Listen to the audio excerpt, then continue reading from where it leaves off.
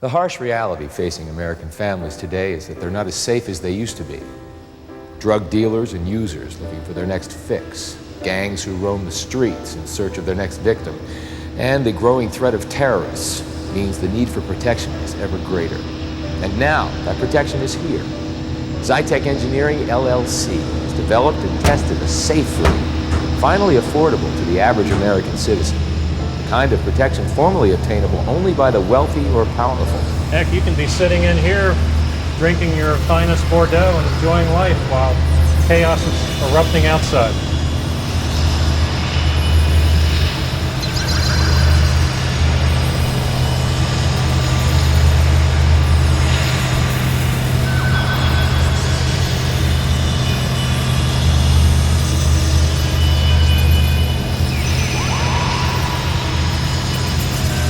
I'm a war president. I make decisions here in the Oval Office and foreign policy matters with war on my mind. I'm a war president. I'm a war. A dictatorship would be a heck of a lot easier, there's no question about it. I'm a war president with war on my mind.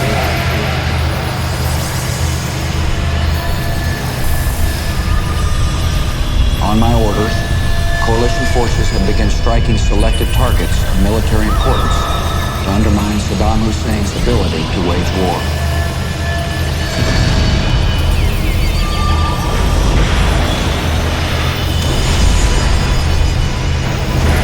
A dictatorship would be a heck of a lot easier. There's no question about it, no question about it.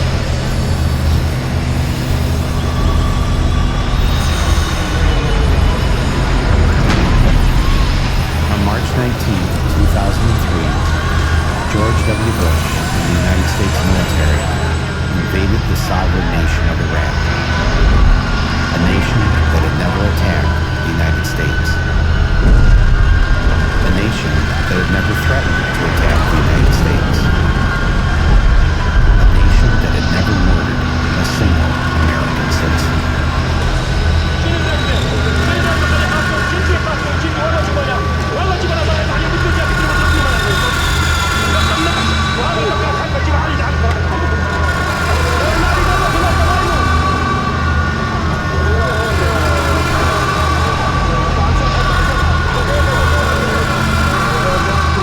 To find this, I think, piece of my neighbor, young girl, age 20, Shams, I think, other part of her body. That's all. There is a lot of innocent civilians that were killed, and I think that is because the U.S. Army, we came in and they pretty much at first shot anything that moved.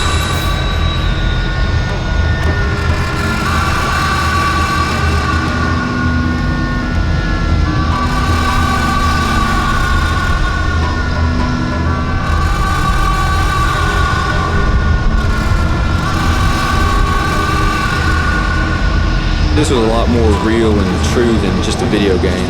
A lot of people thought it was just, oh yeah, look through the sight and shoot.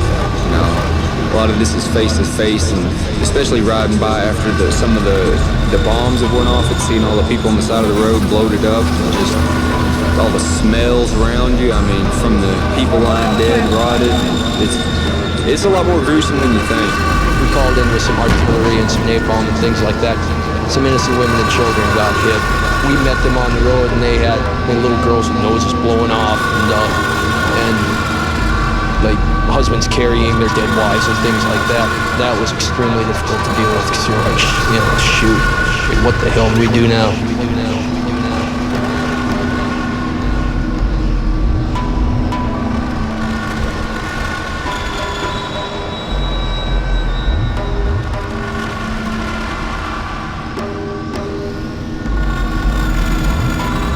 How could Congress pass this Patriot Act without even reading it? Sit down, my son.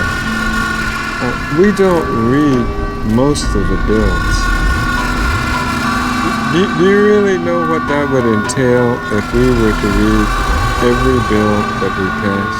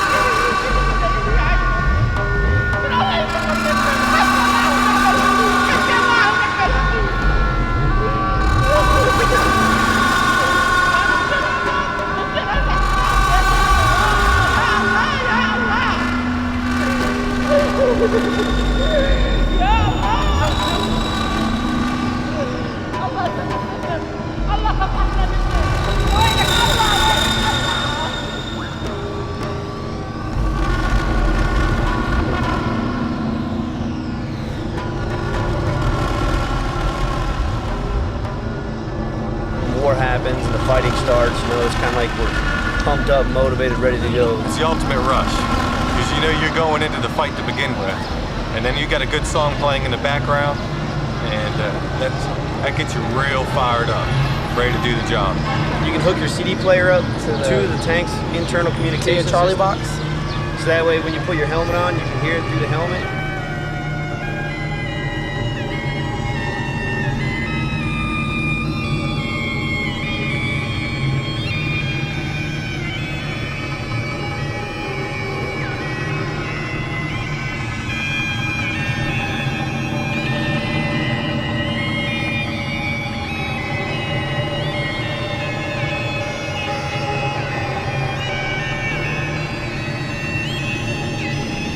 Come in September 12th, ready to plot what response we take to Al-Qaeda. Let me talk about the response that you got from top administration officials. On that day, what did the president say to you? The president, in a very intimidating way, left us, me and my staff, with the clear indication that he wanted us to come back with the word that there was an Iraqi hand behind 9/11, because they had been planning to do something about Iraq from before the time they came into office. Did he ask about any other nations other than Iraq?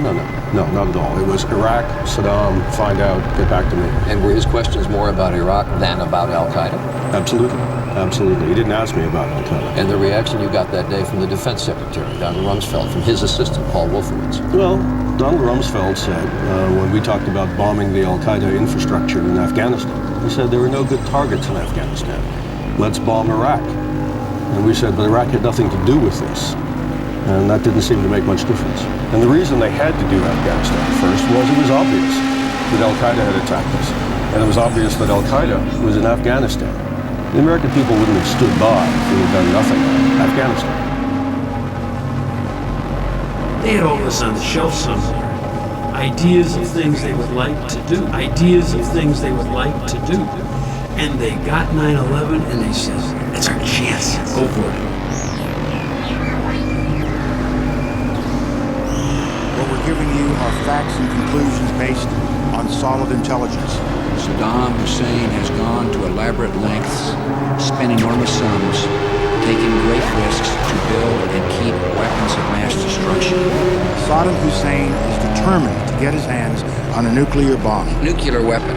Nuclear weapon. Nuclear weapon. Active chemical munitions bunkers, mobile production facilities. You know he's got chemical weapons.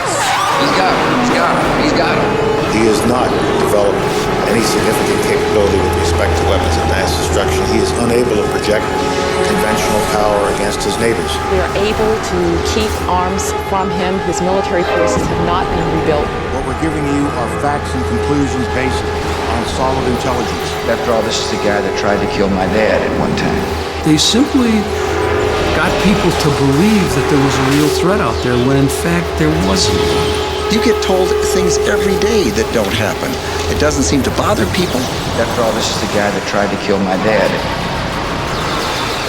I'm a war president. I make decisions here in the office. Inform policymakers. War on my mind.